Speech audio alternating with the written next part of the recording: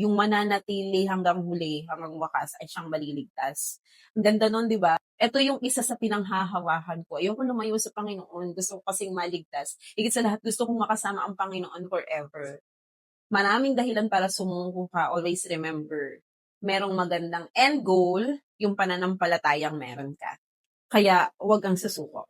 Ang gusto ng Diyos sa atin, hindi lang magsimula, kundi magpatuloy tayo.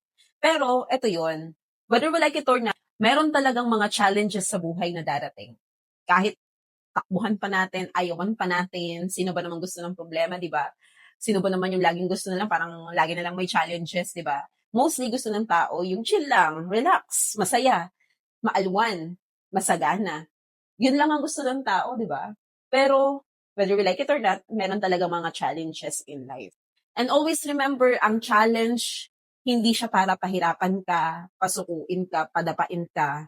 Ang challenge is meant to develop us. God allows and allowed challenges para matuto tayo, para ma-develop tayo, para lumakas yung mga buto natin, para lumakas yung mga pananampalataya natin. Kaya, hindi natin dapat tignan na negative ang mga challenges. May matututunan ako dito. That's the right response. May matututunan ako dito, lalakas ako dito, mas makikilala ko ang Diyos sa mga challenges na ito. Go! I will fight for these challenges and I will win the challenge. Ganun dapat yung tamang response kapag may challenge tayo.